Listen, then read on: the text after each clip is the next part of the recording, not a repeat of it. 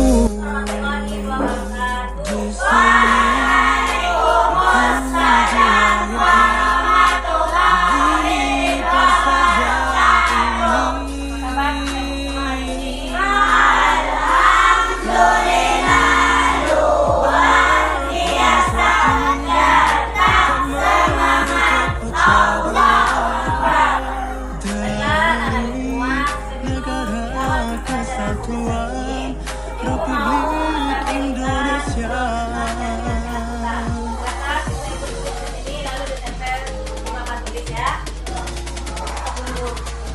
Kita bangsa Indonesia, kita Pancasila.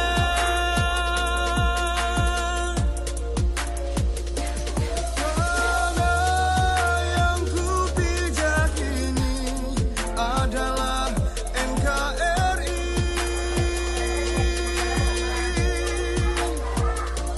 Di mana bumi kupijak, disitulah langit ku junjung.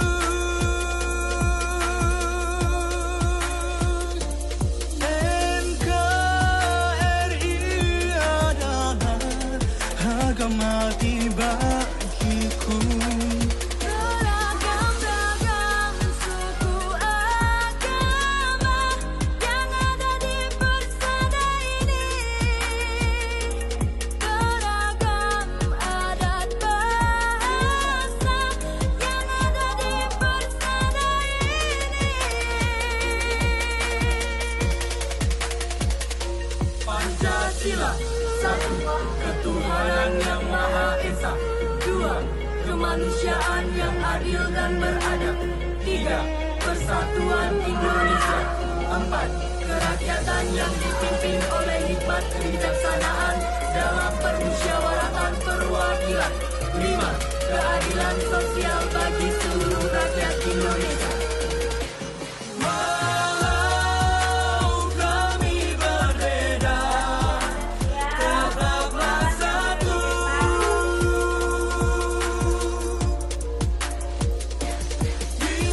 Bhinneka Tunggal Ika selalu ku jaga.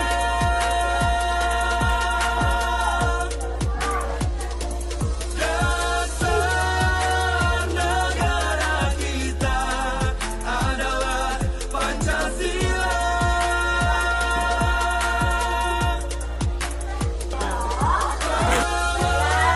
Satu bangsa kita dalam hidup bernegara. Dari Sabang sampai Merauke, dari timur sampai laut. Mari kita hidup rukun dalam damai sejahtera.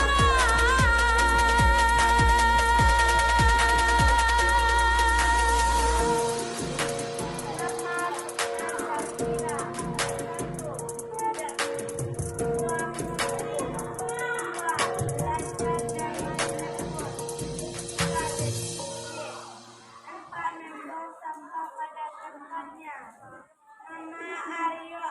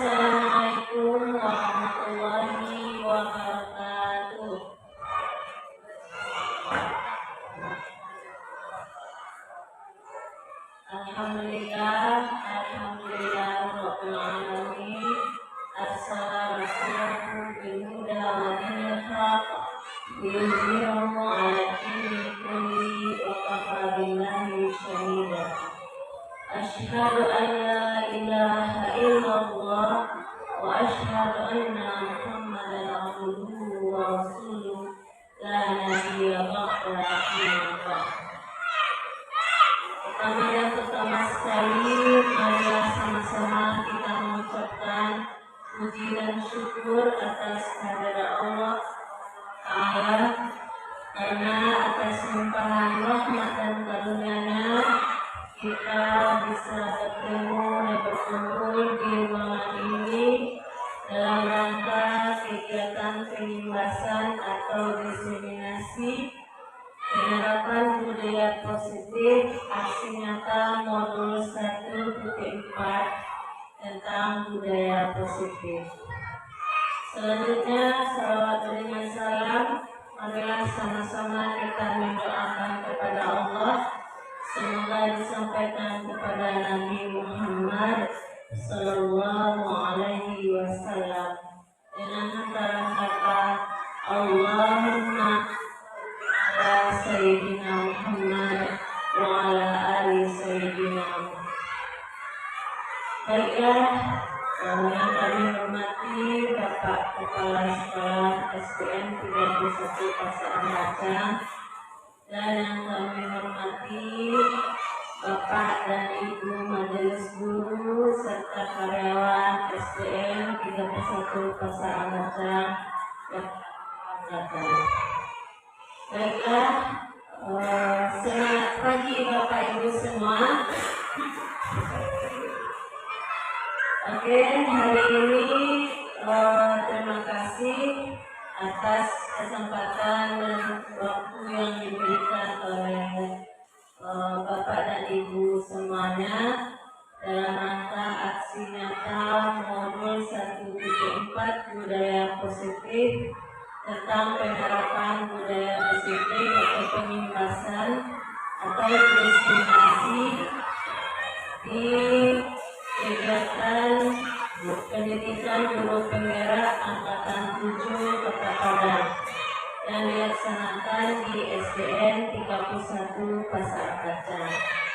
Sebelumnya Bapak Ibu semua, di sini saya bukan bermaksud untuk menggurui Bapak dan Ibu. Saya di sini hanya ingin memberikan berbagi atau sharing tentang budaya positif yang telah saya pelajari saat pendidikan guru penggerak beberapa bulan yang lalu.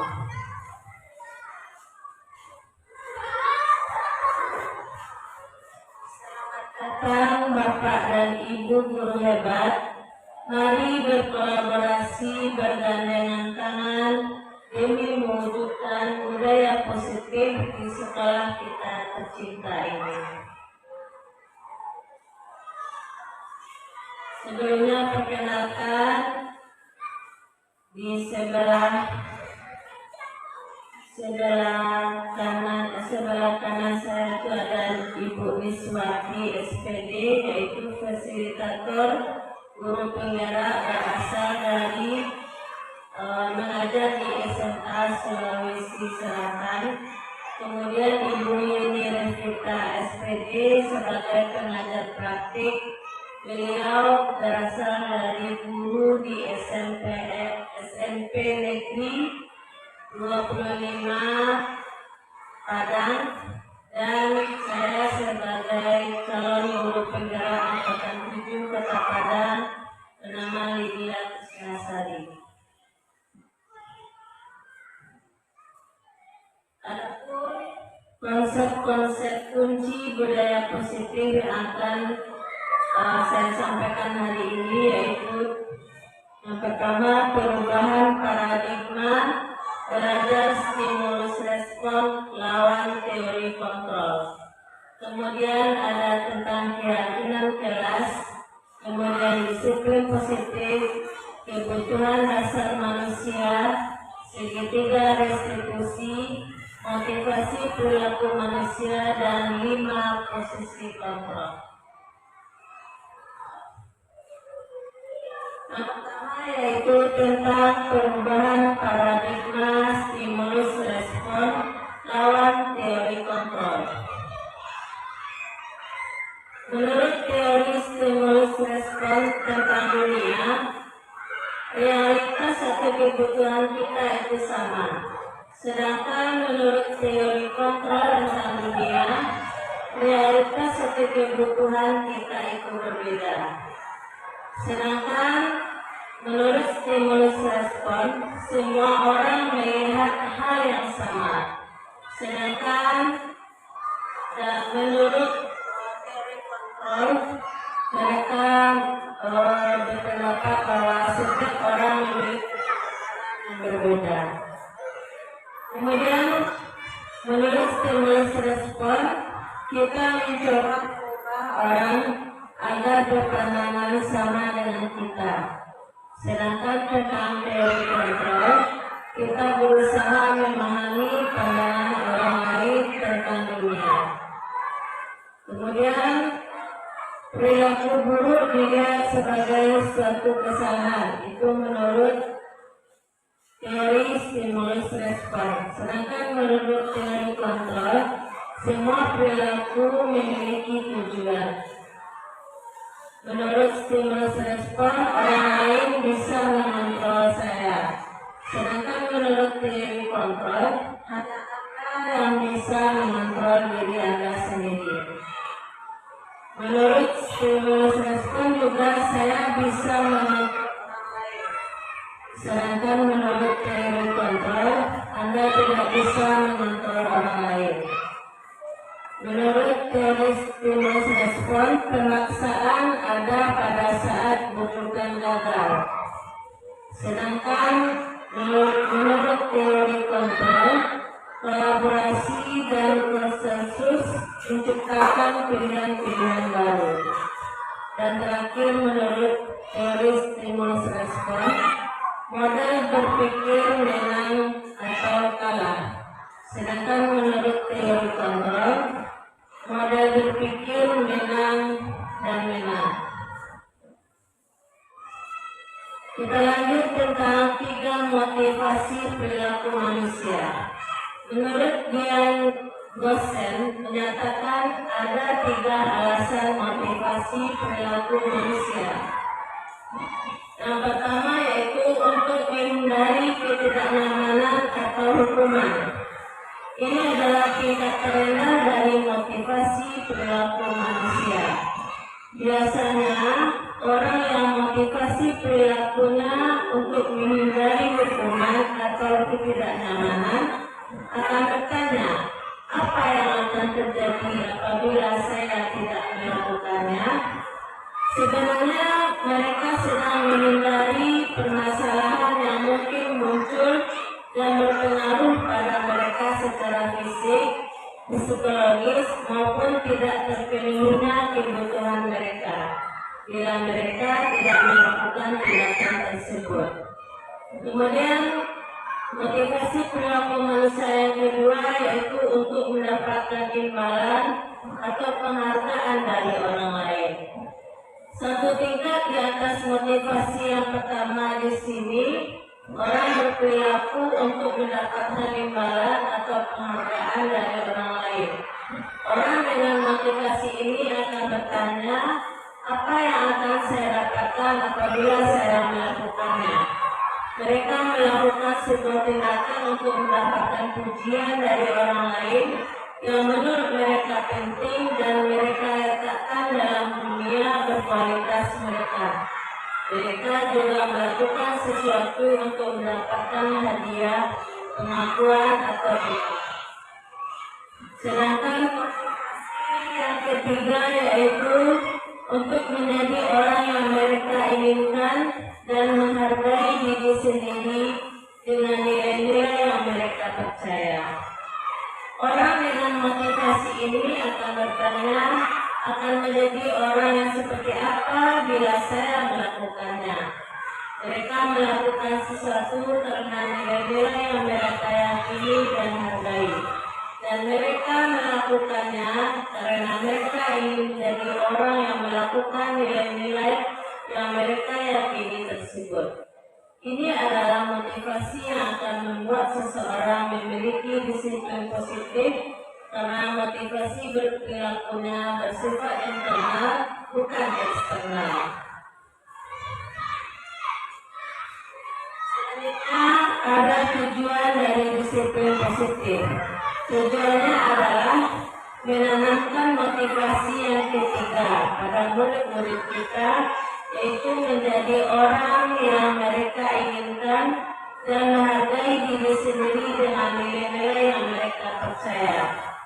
Ketika murid-murid kita memiliki motivasi tersebut, mereka telah memiliki motivasi intrinsik yang berdampak jangka panjang, motivasi yang tidak akan terpengaruh pada adanya hukuman atau hadiah. Mereka akan tetap berperilaku baik dan melandaskan nilai-nilai kebajikan, karena mereka ingin menjadi orang yang menjunjung tinggi nilai-nilai yang mereka hargai. Selanjutnya ada tentang keyakinan kelas, hukuman, dan penghargaan. Yang pertama, mengapa keyakinan kelas? Mengapa tidak peraturan kelas? Yang kedua, mengapa adanya keyakinan kelas penting untuk terbentuknya sebuah budaya positif? Yang ketiga, bagaimana mewujudkan sebuah keyakinan kelas yang efektif? Jawabannya adalah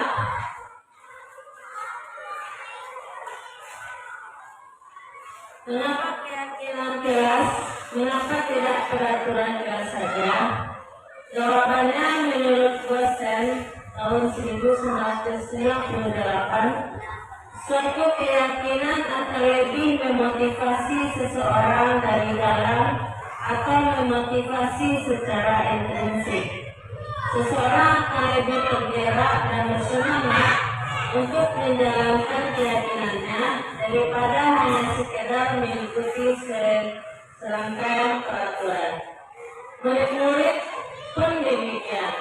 Mereka perlu mendengarkan dan mendalami tentang suatu keyakinan daripada hanya mendengarkan peraturan-peraturan yang mengatur mereka harus berlaku begini atau begitu. Kemudian yang kedua, mengapa adanya keyakinan kelas penting untuk terbentuknya sebuah budaya positif? Jawabannya adalah setelah seseorang memiliki keyakinan akan suatu hal, maka dia akan terbiasa melakukan hal-hal baik yang telah diyakini.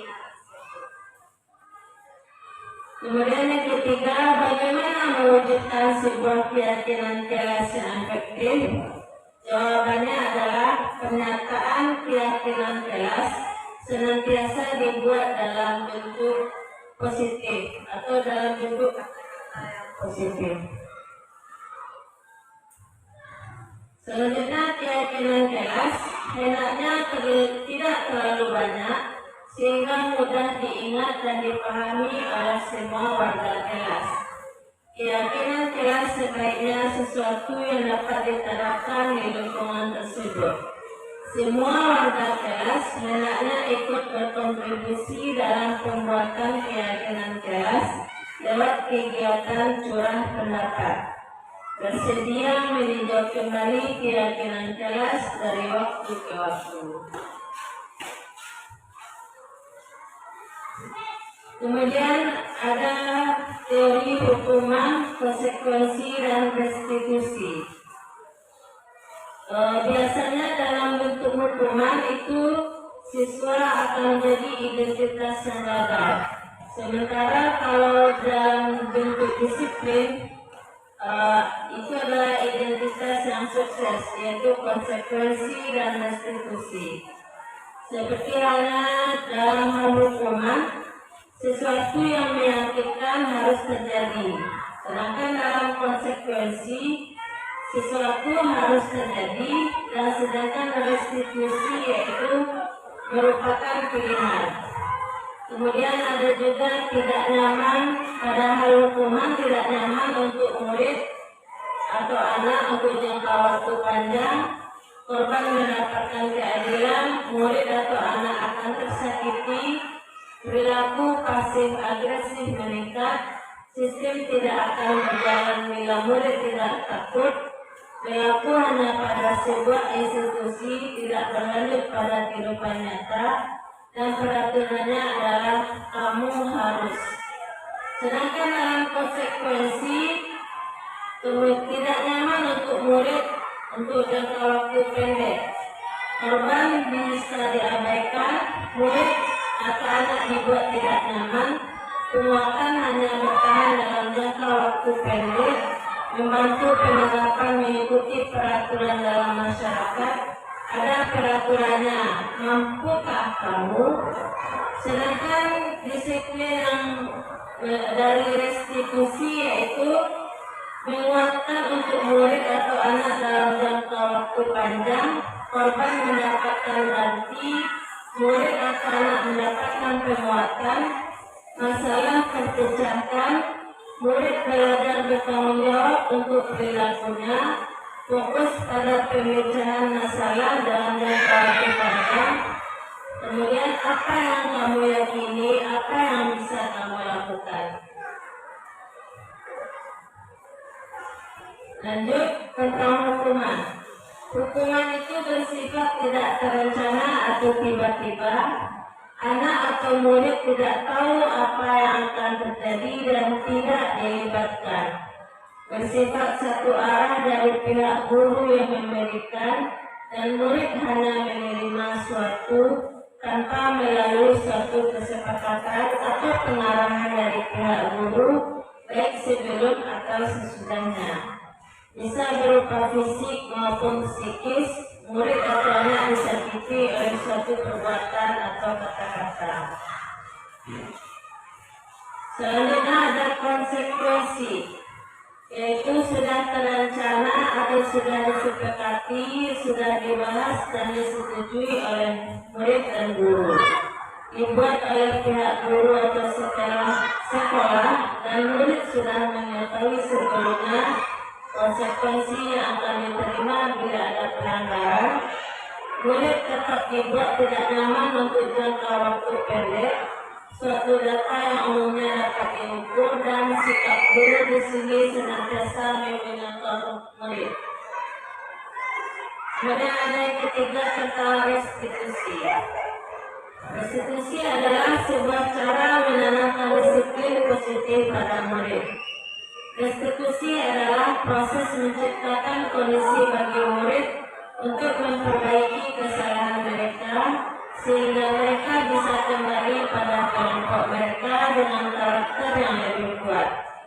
Restitusi juga merupakan proses kolaboratif yang mengajarkan murid untuk mencari solusi untuk masalah mereka dan membantu murid berpikir tentang orang seperti apa yang mereka inginkan dan bagaimana mereka harus memperlakukan orang lain. Ini adalah segitiga restitusi, yaitu menstabilkan identitas, validasi tindakan yang salah, dan menanyakan keyakinan. Penjelasannya,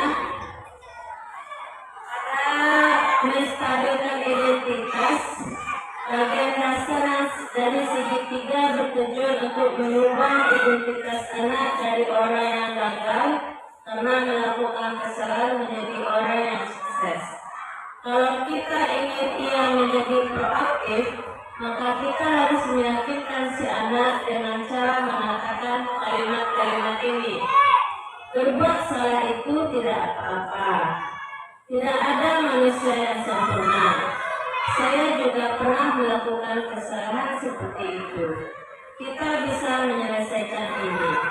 Bapak atau ibu tidak tertarik mencari siapa yang salah, tapi bapak ibu ingin mencari solusi dari permasalahan ini. Kamu berhak merasa begitu.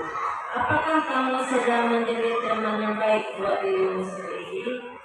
Itu kata-kata tentang menstabilkan identitas. Lanjut, yang kedua, sisi yang kedua yaitu validasi tindakan yang salah atau validated misbehavior. Setiap tindakan yang dilakukan dengan suatu tujuan, yaitu memenuhi kebutuhan dasar. Kalau kita memahami kebutuhan dasar apa yang mendasari sebuah tindakan, kita akan bisa menemukan cara-cara paling efektif untuk memenuhi kebutuhan tersebut. Kalimat-kalimat di bawah ini mungkin terdengar asing buat guru, namun bila dikatakan dengan nada tanpa menghakimi, akan memvalidasi kebutuhan mereka. Padahal kamu bisa melakukannya lebih buruk dari ini ya. Atau kalimat, kamu pasti punya alasan mengapa melakukan hal itu.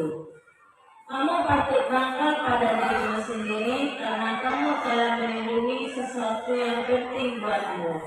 Atau dengan kalimat, kamu boleh mempertahankan sikap itu, tapi kamu harus menambahkan sikap yang baru.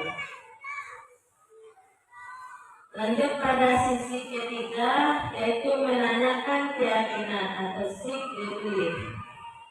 Teori kontrol menyatakan bahwa kita pada dasarnya termotivasi secara internal. Ketika identitas sukses telah tercapai, langkah satu dan tingkah laku yang salah telah divalidasi di langkah dua, maka anak akan siap untuk dihubungkan dengan nilai-nilai yang dia percaya dan berpindah menjadi orang yang dia inginkan. Pertanyaan di bawah ini menghubungkan keyakinan anak dengan keyakinan kelas atau keluarga. Apa yang kita percaya sebagai kelas atau keluarga? Apa nilai-nilai umum yang kita telah sepakati? Apa bayangan kita tentang kelas yang ideal? Kamu mau jadi orang seperti apa? Kemudian tentang 5 kebutuhan dasar manusia. Ada 5 kebutuhan dasar manusia, yaitu kebutuhan bertahan hidup. Yang pertama, kita coba baca pertanyaan pemantik. Ibu Ambar, guru wali kelas 2A di SD Pelita Hati, sedang bingung menghadapi ulah salah satu murid di kelasnya yang bernama Doni. Beberapa anak di kelas 2A telah datang padanya dan mengeluhkan Doni yang seringkali meminta bekal makan siang mereka dengan paksa. Jika Anda menghadapi situasi seperti Ibu Ambar, apa yang akan Anda lakukan? Menurut Anda kira-kira apa alasan Doni melakukan hal itu? Nah, ini jawabannya Bapak Ibu. Berdasarkan kebutuhan manusia, kebutuhan dasar manusia yaitu kebutuhan bertahan hidup. Kebutuhan bertahan hidup atau survival adalah kebutuhan yang bersifat fisiologis. Untuk bertahan hidup misalnya kesehatan, rumah, dan makanan. Dalam kasus Doni di atas, apabila jawaban Doni ketika ditanya oleh Ibu Ambar adalah karena ia lapar dan orang tuanya tidak membawakannya bekal makan siang, maka kebutuhan dasar yang sedang berusaha dipenuhi oleh Doni adalah kebutuhan untuk bertahan hidup atau survival. Kemudian cinta dan kasih sayang atau kebutuhan untuk diterima. Kebutuhan untuk mencintai dan memiliki meliputi kebutuhan akan hubungan dan koneksi sosial, kebutuhan untuk memberi dan menerima kasih sayang, dan kebutuhan untuk merasa menjadi bagian dari suatu kelompok. Anak-anak yang memiliki kebutuhan dasar cinta dan kasih sayang yang tinggi biasanya ingin disukai dan diterima oleh lingkungannya. Mereka juga akrab dengan orang tuanya. Biasanya mereka belajar karena suka pada gurunya. Bagi mereka, teman sebaya sangatlah penting. Mereka juga biasanya suka bekerja dalam kelompok. Dalam kasus di atas, apabila Doni menjawab bahwa alasannya mengambil bekal temannya karena dia merasa senang temannya jadi memperhatikan dia, Ketika temannya melaporkan tindakannya itu pada gurunya, dan gurunya memberitahu orang tuanya, sehingga orang tuanya jadi memperhatikan dia, maka kebutuhan dasar yang sedang dipenuhi Doni adalah kebutuhan akan cinta dan kasih sayang. Kemudian penguasaan kebutuhan pengakuan atas kemampuan. Kebutuhan ini berhubungan dengan kekuatan untuk mencapai sesuatu, menjadi kompeten, menjadi terampil, diakui atas prestasi dan keterampilan kita, didengarkan dan memiliki rasa harga diri. Dalam kasus di atas, apabila jawaban Doni adalah dia merasa hebat karena temannya jadi takut dengan dia dan menuruti keinginannya, maka sebetulnya Doni sedang berusaha memenuhi kebutuhan dasarnya akan kekuasaan. Kemudian kebebasan, kebutuhan akan pilihan. Kebutuhan untuk bebas adalah kebutuhan akan kemandirian, otonomi, memiliki pilihan, dan mampu mengendalikan arah hidup seseorang. Anak-anak dengan kebutuhan kebebasan yang tinggi menginginkan pilihan. Mereka perlu banyak bergerak, suka mencoba-coba, tidak terlalu terpengaruh orang lain, dan senang mencoba hal baru dan menarik. Bila jawaban Doni dalam kasus di atas adalah bahwa dia merasa bosan dengan bekal makanan yang dibawakan ibunya dari rumah, karena ibunya selalu membawakan bekal yang sama, oleh karena itu dia ingin mencoba makanan teman-temannya yang beraneka ragam, maka Doni sedang berusaha memenuhi kebutuhannya akan kebebasan atau freedom. Kemudian kesenangan atau kebutuhan untuk merasa senang. Kebutuhan akan kesenangan adalah kebutuhan untuk mencari kesenangan, bermain dan tertawa. Bayangkan hidup tanpa kenikmatan apapun betapa menyedihkan. Dalam kasus di atas, bila Doni menjawab bahwa ia melakukannya karena iseng saja, dan ia menikmati ekspresi wajah teman-temannya yang kesal karena diambil makanannya, dan menurut dia ekspresi teman-temannya itu lucu, maka berarti Doni sedang berusaha memenuhi kebutuhannya akan kesenangan. Kemudian ada 5 posisi kontrol guru. Menurut Ian Nicholson, ada 5 posisi kontrol yang diterapkan seorang guru. Kelima posisi kontrol tersebut adalah sebagai penghukum, sebagai pembuat orang merasa bersalah, sebagai teman, monitor atau pemantau, dan sebagai manajer.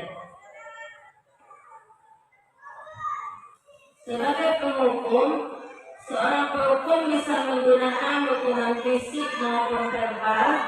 Orang-orang yang menjalankan posisi penghukum senantiasa mengatakan bahwa sekolah memerlukan sistem atau alat yang dapat lebih mereka murid-murid lebih dalam lagi. Guru-guru yang menerapkan posisi penghukum akan berkata, patuhi aturan saya atau awas. Kamu selalu saja salah. Selalu yang terakhir selesai. Guru seperti ini senantiasa percaya hanya ada satu cara agar pembelajaran bisa berhasil, yaitu dengan cara dia. Yang kedua, membuat orang merasa bersalah. Pada posisi ini, biasanya guru akan bersuara lebih lembut, membuat orang merasa bersalah, akan menggunakan kemirinan yang membuat orang lain merasa tidak nyaman, bersalah, atau rendah diri. Kata-kata yang keluar dengan lembut akan seperti, Ibu sangat kecewa sekali dengan kamu. Berapa kali Bapak harus memberitahu kamu ya? Gimana coba kalau orang tua kamu tahu kamu berbuat begini? Di posisi ini murid akan memiliki penilaian diri yang buruk tentang diri mereka. Murid merasa tidak berharga dan telah mengecewakan orang-orang disayanginya. Kemudian ada sebagai teman. Posisi guru pada posisi teman ini tidak akan menyakiti murid, namun akan tetap berupaya mengontrol murid melalui persuasi. Posisi teman pada guru bisa negatif ataupun positif. Positif di sini berupa hubungan baik yang terjalin antara guru dan murid. Guru di posisi teman menggunakan hubungan baik dan humor untuk mempengaruhi seseorang. Mereka akan berkata, ayo bantulah demi Bapak ya. Ayo ingat, tidak bantuan Bapak selama ini. Ya sudah, kali ini tidak apa-apa, nanti Ibu bantu bereskan. Hal negatif dari posisi teman adalah bila suatu saat guru tersebut tidak membantu, maka murid akan kecewa dan berkata, saya pikir Bapak atau Ibu teman saya. Murid merasa dikecewakan dan tidak mau lagi berusaha. Hal lain yang mungkin timbul adalah murid hanya akan bertindak untuk guru tertentu dan tidak untuk guru lainnya. Murid akan tergantung pada guru tersebut. Kemudian ada posisi guru sebagai monitor atau pemantau, yang berarti mengawasi. Pada saat kita mengawasi, kita bertanggung jawab atas perilaku orang-orang yang kita awasi. Posisi pemantau berdasarkan pada peraturan-peraturan dan konsekuensi dengan menggunakan sanksi atau konsekuensi. Kita dapat memisahkan hubungan pribadi kita dengan murid sebagai seorang yang menjalankan posisi pemantau. Pernyataan yang diajukan seorang pemantau adalah peraturannya apa? Apa yang telah kamu lakukan? Sanksi atau konsekuensinya apa? Seorang pemantau sangat mengandalkan penghitungan, catatan, data yang dapat digunakan sebagai bukti atas perilaku seseorang. Posisi ini akan menggunakan stiker, slip catatan, atau cek. Posisi monitor sendiri berawal dari teori stimulus respon yang menunjukkan tanggung jawab guru dalam mengontrol murid. Terakhir tentang manajer. Guru sebagai posisi manajer atau mentor di mana guru berbuat sesuatu bersama dengan murid. Mempersilahkan murid mempertanggungjawabkan perilakunya, mendukung murid agar dapat menemukan solusi atas permasalahannya sendiri. Seorang manajer telah memiliki keterampilan di posisi teman maupun pemantau, dan dengan demikian bisa jadi di waktu-waktu tertentu kembali kepada kedua posisi tersebut bila diperlukan. Di manajer, murid diajak untuk menganalisis kebutuhan dirinya maupun kebutuhan orang lain. Di sini penekanan bukan pada kemampuan membuat konsekuensi, namun dapat berkolaborasi dengan murid bagaimana memperbaiki kesalahan yang ada. Seorang manajer akan berkata, apa yang kita yakini, kembali ke keyakinan kelas. Apakah kamu meyakininya? Jika kamu meyakininya, apakah kamu bersedia memperbaikinya? Jika kamu memperbaiki ini, hal ini menunjukkan apa tentang dirimu? Apa rencana kamu untuk memperbaiki hal ini? Tugas seorang manajer bukan untuk mengatur perilaku seseorang. Kita membimbing murid untuk dapat mengatur dirinya. Seorang manajer bukanlah memisahkan murid dari kelompoknya, tapi mengembalikan murid tersebut ke kelompoknya dengan lebih baik dan kuat. Contoh kasus, Adi yang terlambat hadir di sekolah. Sebagai penghukum, nada suara tinggi, rasa tubuh, mata melotot, dan jari menunjuk-nunjuk menghati. Terlambat lagi, pasti terlambat lagi, selalu datang terlambat. Kapan bisa datang tepat waktu? Tanyakan kepada diri Anda bagaimana perasaan murid bila guru berbicara seperti itu pada saat muridnya datang terlambat. Akibatnya, kemungkinan murid marah dan mendendam atau bersifat agresif. Bisa jadi sesudah kembali duduk, murid tersebut akan mencoret-coret bukunya atau meja tulisnya. Lebih buruk lagi, sepulang sekolah, murid melihat motor atau mobil bapak ibu guru dan akan membalas kendaraan tersebut dengan api. Sebagai pembuat orang lain merasa bersalah, nada suara mengelas, halus, sedih, rasa tubuh merapat pada anak, lesu. Adik, kamu ini bagaimana ya? Kamu sudah berjanji dengan ibu tidak akan terlambat lagi. Kamu kenapa ya senang sekali mengecewakan ibu? Ibu benar-benar kecewa sekali. Bagaimana perasaan murid bila ditegur seperti cara ini? Akibatnya murid akan merasa bersalah telah mengecewakan ibu atau bapak gurunya. Murid akan merasa menjadi orang yang gagal dan tidak sanggup membahagiakan orang lain. Kadang-kala sikap seperti ini lebih berbahaya dari sikap penghukum karena emosi akan tertanam rapat di dalam murid menahan perasaan. Tidak seperti murid dalam dengan guru penghukum, di mana murid bisa melupakan amarahnya walaupun dengan cara negatif. Murid tertekan seperti inilah yang tiba-tiba bisa meletus amarahnya dan bisa menyakiti diri sendiri atau orang lain. Kemudian posisi guru sebagai teman, nada suara ramah, akrab dan bercanda, bahasa tubuh merapat pada murid, mata dan senyum diarahkan. Adik, ayolah, bagaimana sih kamu? Kemarin kamu sudah janji ke bapak, bukan? Kenapa terlambat lagi? Sambil tertawa ringan. Ya, sudah tidak apa-apa. Duduk dulu sana, nanti Pak Guru bantu. Kamu ini sambil senyum-senyum. Bagaimana perasaan murid dengan sikap guru seperti ini? Akibatnya murid akan merasa senang dan akrab dengan guru. Ini termasuk dampak yang positif. Hanya saja di sisi negatif, murid menjadi tergantung pada guru tersebut. Bila ada masalah, dia merasa tidak mengandalkan guru tersebut untuk membantunya. Akibat lain dari posisi teman, Adi hanya akan berbuat sesuatu bila yang menyuruh adalah guru tersebut. Dan belum tentu berlaku yang sama dengan guru atau orang lain. Kemudian posisi guru sebagai pemantau, nada suara datar, bahasa tubuh yang formal.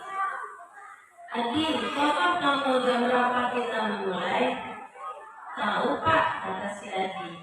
Lalu guru berkata, kamu terlambat 15 menit. Apakah kamu sudah mengerti apa yang harus dilakukan bila terlambat? Lalu Adi menjawab, paham Pak, saya harus tinggal kelas pada jam istirahat nanti dan mengerjakan tugas ketertiban saya.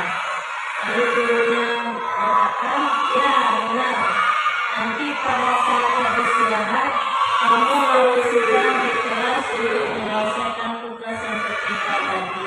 Saya tunggu. Bagaimana perasaan murid yang melakukan seperti ini? Akibatnya murid memahami sanksi yang harus dijalankan karena telah melanggar salah satu peraturan sekolah. Guru tidak menunjukkan suatu emosi yang berlebihan, menjadi marah atau membuat merasa berbuat salah. Murid tetap dibuat tidak nyaman, yaitu dengan harus tinggal di kelas pada waktu jam istirahat dan mengerjakan tugas. Guru tetap harus memonitor atau memantau murid pada saat mengerjakan tugas jam istirahat, karena murid tidak bisa ditinggal seorang diri. Kemudian posisi yang terakhir yaitu posisi manajer. Nada suara tulus, rasa tubuh tidak kaku, mendekat ke murid. Seperti percakapan guru dan Adi. Guru berkata, Adi, apakah kamu mengetahui jam berapa sekolah dimulai? Lalu Adi menjawab, tahu Bu, jawab jam 7 tepat. Lalu guru bertanya, ya jadi kamu terlambat. Kira-kira bagaimana kamu akan memperbaiki masalah ini? Lalu Adinya menjawab, saya bisa menanyakan teman saya Pak untuk mengajar tugas sertifikat. Lalu guru berkata, baik, itu bisa dilakukan. Apakah besok akan ada masalah untuk kamu agar bisa hadir tepat waktu ke sekolah? Lalu Adi menjawab, tidak Pak, saya bisa hadir tepat waktu. Lalu guru menjawab, baik, saya hargai usahamu untuk memperbaiki diri. Bagaimana perasaan murid diperlakukan seperti ini? Pada posisi manajer, maka suara guru sebaiknya tulus. Tidak perlu marah, tidak perlu meninggikan suara, apalagi menunjuk-nunjuk jari ke murid. Berkaca pinggang atau bersikap seolah-olah menyesal, tampak sedih sekali akan perbuatan murid, ataupun bersenda gurau menempatkan diri sebagai teman murid. Pertanyaan sekarang adalah bagaimana cara kita sebagai guru untuk menanamkan disiplin positif yang positif ini kepada murid-murid kita. Yang pertama adalah melaksanakan posisi kontrol yang tepat, yaitu posisi kontrol manajer. Yang kedua yaitu menggantikan peraturan kelas dan keyakinan kelas. Kemudian yang ketiga dengan menerapkan restitusi. Cukup sekian dan terima kasih atas perhatian dari Bapak Ibu semua. Salam guru penggerak, tergerak, bergerak, dan menggerakkan. Saya akhiri dengan Assalamualaikum warahmatullahi wabarakatuh.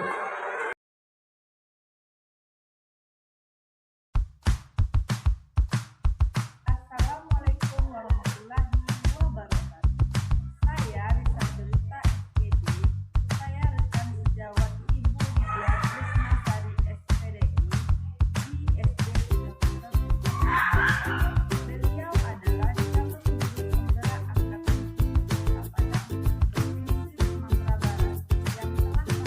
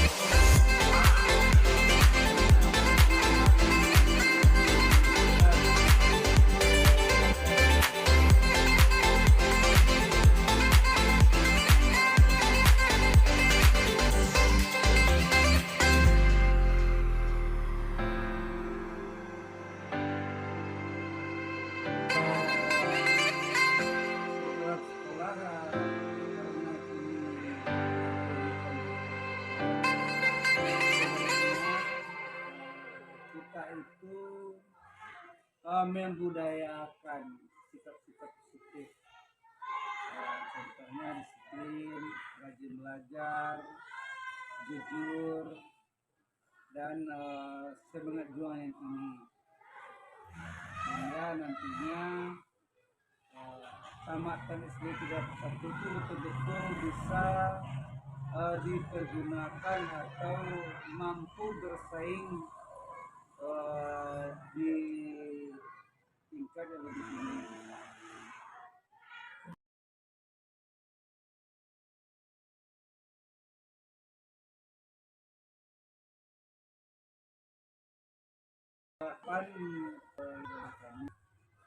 Tuangkanlah ilmu-ilmu yang telah diperoleh kepada teman-teman sejawat, sehingga teman-teman termotivasi untuk mengikuti sebagai calon guru penggerak. Oke Pak, terima kasih ya Pak.